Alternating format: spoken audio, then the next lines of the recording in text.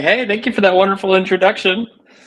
All right, everybody, y'all can see my screen. We're actually going to, well, first off, I just want to inform everybody that's watching. I've had 3 cups of coffee today, so I'm ready to rock and roll. I was getting energized, so I hope that y'all brought your energy as well. We're going to take a bit of a history lesson. We're going to look at the past year and kind of how it's developed, or 2 years maybe. The first thing that I want to show you is ChatGPT. We're all familiar with this, right? We kind of have an interface here. You can type a message, tell me a joke. Pretty interesting. I love jokes. Why did the developer go broke? Because he used up all his cash. That's a pretty good joke, especially for this audience. The next kind of iteration was obviously Bolt. We're all familiar with this, right? We can get it to build us a website. Build me a marketing website for my store. And now, kind of what does the future look like? That's a question that we have to ask ourselves, right? And I was reminded of what the future beyond this looks like by my dad. He actually was a developer as well, and he worked a lot with AS400s. And this is the future. Aren't y'all excited? This is it. The green screen. They're coming back. What do I mean by this? What am I talking about? Well, if you've actually used Claude Code before, you'll know exactly what I'm talking about. So I have it installed on my machine, and it's really, really, really cool. I'm just going to type Claude here. And, you can type in all sorts of things into it, write me a new readme.md. From there, it takes over and it has access to all the system commands. It can chain, do several calls at once. You can even set it to actually handle all the edits automatically, so that it doesn't require, kind of managing the actual edits themselves. It's really, really, really cool. It operates pretty well with large code bases. And the beautiful thing is it works entirely inside of the actual compute environment itself. At Compute SDK, we're focused on actually the terminal itself. The terminal itself being the primitive of the future, which is really, really, really cool. Back when, kind of the old days is what I call them, terminals were actually the primary interface of developers. And what we're seeing is that that's kind of coming back. Right here, you can see Claude Code coming through. You can see that it read the package of JSON, it read the files inside of it, and it's writing to a README. That README actually existed, so it had some trouble, and now it's writing again, right? I'm going to hit escape here because you can kind of get the idea. The cool thing about this experience is it has, you can see all sorts of visual indicators. You can actually type clear. We can start over, and we can type that same thing of tell me a joke. And it's going to give us a response. It's literally, why do programmers prefer dark mode? Because light attracts bugs. It's pretty good. Let's be honest, folks. And so what you're seeing here is it's an actual chat interface, specifically in the terminal, designed for developers. It has all sorts of tools available to it. And what we're going to be working on today is actually building something like Claude Code. And so let me share, go back over here. The exercise and what it looks like is we're actually going to be building this in React via Ink, which is a really cool framework for actually building these sorts of interactive CLI tools. Pretty cool. You can clone the boilerplate code here. It's Compute SDK/agent, a terminal-based agent that works with any LLM. Pretty sweet.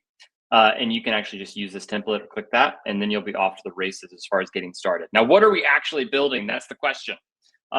So what I've done so far is I've actually made a little UI for us to play with. So I'm going to actually get out of this experience, get out of Claude Code. I'm going to clear it. What you're going to do is you're going to git clone. All right, you're going to do that. Boom. After you git clone the repo, you're then going to run npm run build, and you're going to actually build it. By the way, there's a development command in here, I think, as well. Let's check. Yep, tsc watch.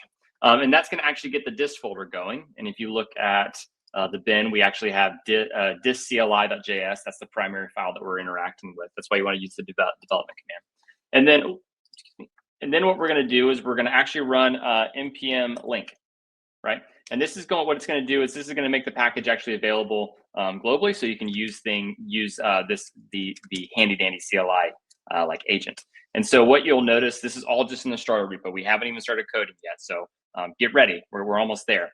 You'll hit enter, and then from there, you'll actually see a familiar UI, right? This is similar to Claude Code. We have a little border here. We have some, text. We're going to listen to the directory here. And if you type hello, you'll notice that it gives us a response. Wait, are you working? Oh, it's going to give us the same response. So essentially what we have here is this is not hooked up to any sort of LLM. And so your task for today is actually to hook this up to a proper LLM. And so you can choose between OpenAI, Anthropic, or Gemini, or even Olama. When I do this exercise, I'm actually going to be using Anthropic, and so you'll see that. And then kind of what you're going to be doing is you're going to actually be focusing on getting it to generate responses.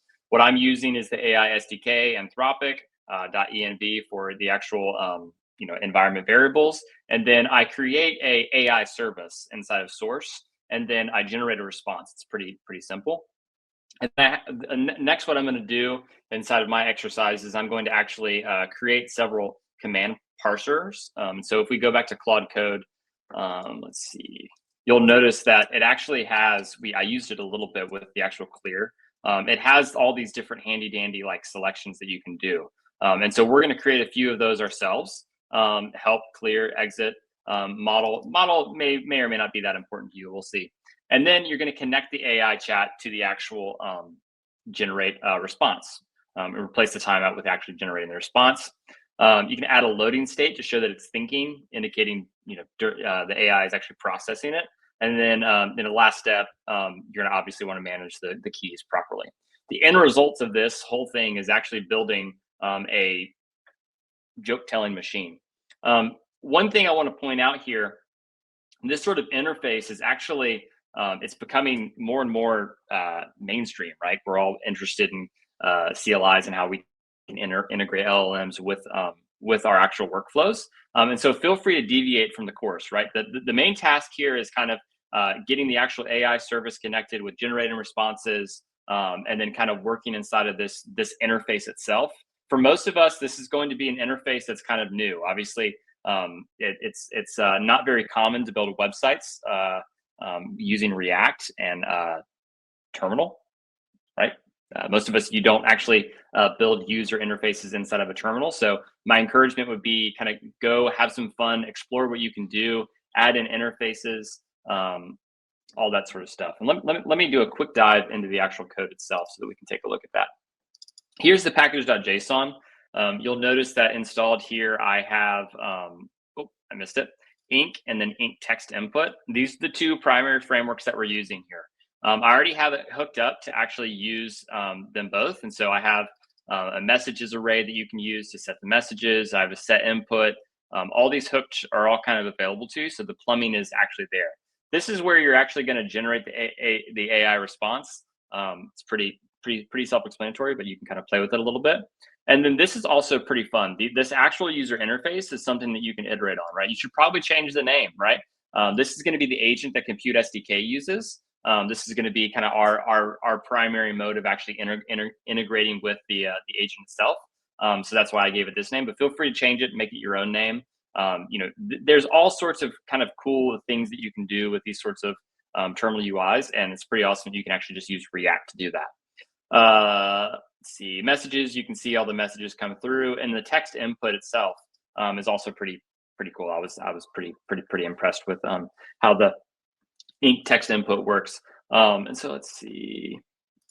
This is actually where the app is bootstrapped. So the primary files that you're going to have are app.tsx, and then the AI service itself that'll be using the AI SDK. Let's see if there's anything else. I think that's it. I think we're actually ready to get off to the races. The end result should look something like this. You should be able to, can you tell me a joke involving a tomato? Here's a classic tomato joke. Why did tomatoes blush? Because it saw the salad dressing. It's not really developer focus, is it? It's just involving a tomato. Let's see. Oh, and if you need a solution, you can switch the branch, but no peeking, unless you're really stuck. And then bonus points. If you want to integrate, some sort of like tooling where it can write files or edit files, feel free to do that. That's also pretty interesting. And then this should go without saying in 2025, but don't be afraid to use Windsurf, Cursor, or Claude Code to actually build this as well. It's kind of good to be actually using these tools as you're building this. It gives you better taste for actually building this sort of product experience. All right, with that, I will let y'all get to building, and I'm excited to come back and work on this with you.